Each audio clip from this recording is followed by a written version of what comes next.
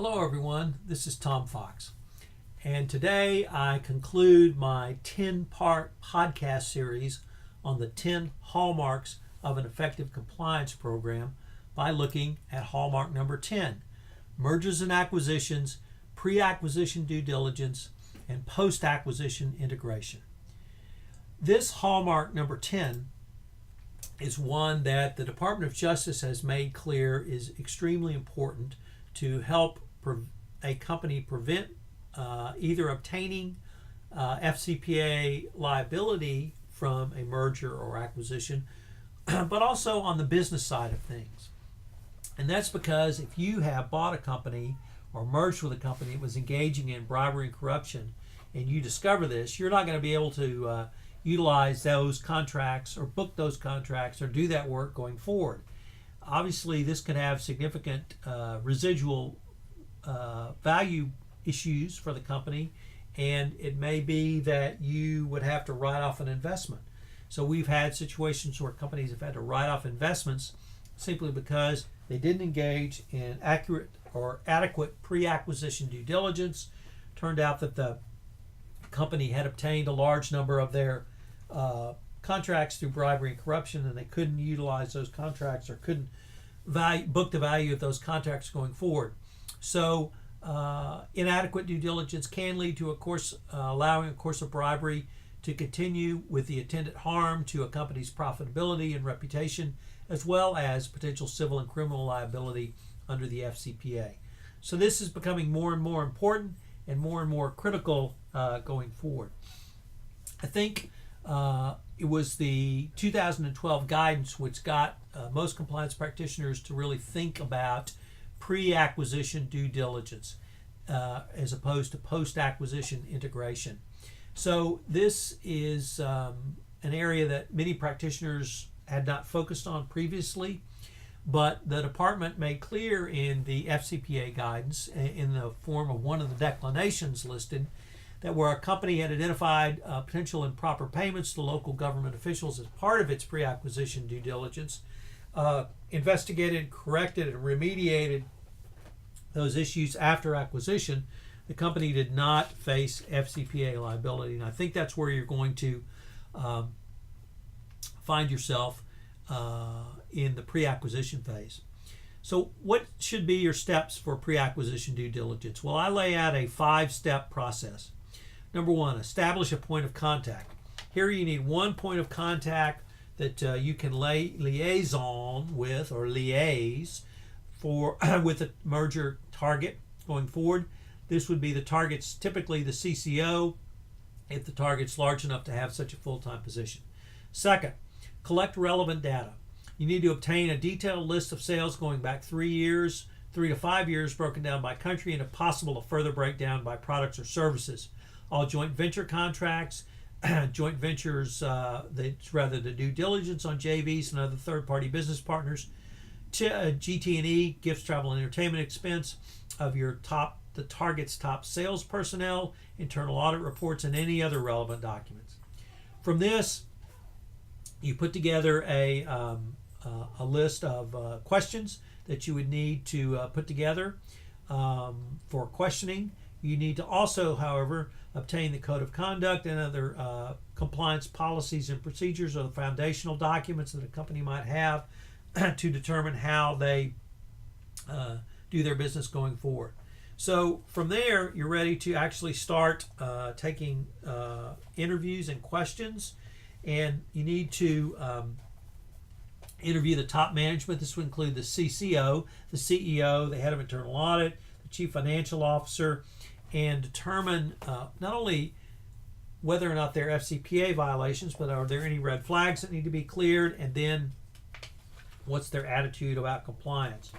From this, you should be ready on day 1 of the closing of the merger to engage in post-acquisition integration. And the significance of being ready is you're going to be under a fairly tight set of time frames to go through the 4 steps that the Department of Justice has told us in opinion releases, enforcement actions, and the FCPA guidance of what you need to move forward. So you should do these 4 steps simultaneously, with one exception that I'll note at the end, because of these tight time frames. First thing is, you're going to use what you've learned in your pre-acquisition due diligence as your roadmap going forward. But now you're going to have to go in and do a full FCPA forensic audit. You're going to have to go in and test all of the payments to third parties, if that's what they use, see if they've gone through an appropriate third-party risk management life cycle of the 5 steps we detailed earlier in Hallmark number 5. The time frame to do so, it can be relatively short, as we saw in the Halliburton opinion release 0802. It can be 18 months, as set out in the Johnson & Johnson Deferred Prosecution Agreement, in the DS&S Deferred Prosecution Agreement, and the language from the FCPA Guidance. It says as soon as practicable. I think you're really going to be limited to 18 months there. Contemporaneously with this FCPA forensic audit, you're going to need to train on your compliance program. You're going to need to train first the high-risk employees, and then the rest of the company's the old target, now the new business unit employees. So that means you're going to have to identify the high-risk employees in a way that does so quickly and efficiently. Under the Halliburton opinion release, it was a very tight time frame, 60 days to complete training for high-risk employees, 90 days for all others. Under J&J in DPA, it was 12 months, and then DS&S was as soon as practicable. I think you're going to be looking at, once again, up to 18 months to get everyone trained. And then finally will be the implementation of either or of an FCPA compliance program. That could be bringing the newly acquired company into your compliance program. In the very rare instance, it could be actually doing the reverse and putting your company into the target's compliance program. But it has to be done within 12 to 18 months. And this is going to be the most comprehensive, most critical for you going forward, and frankly, the most difficult. So you're going to have to get a handle on the ERP systems, the internal controls, gifts, travel, and entertainment reporting, and integrate all of those into your program going forward. And then finally, step number 4 is anything that has come about from your FCPA audit and either your training or your implementation of the compliance program in terms of ongoing FCPA violations are going to have to be reported to the government. If you don't report those, you're in the situation where you are violating the FCPA. And that's where companies have gotten into trouble in the M&A context, where they allowed illegal conduct to move forward. So you've got to stop the conduct, you've got to remediate it, and if you want full credit from the DOJ and SEC, you're going to have to report that going forward. So I understand the concerns compliance practitioners and senior managers and the board have about self-disclosure, but nevertheless, in the M&A context, it's pretty clearly specified that if you don't self-disclose and the DOJ later finds out, you're not going to get credit for this completing the steps under this Hallmark. So in today's world, it's certainly going to be important that you engage in both pre-acquisition due diligence and post-acquisition integration. Once again, I recognize you never have enough time to do the due diligence you want in pre-acquisition, whether that be financial due diligence or compliance, but you've got to do the best you can. You've got to document the steps you've taken. If there are things you couldn't do, document why you couldn't do them and move to do them as quickly as you can in the post-acquisition integration.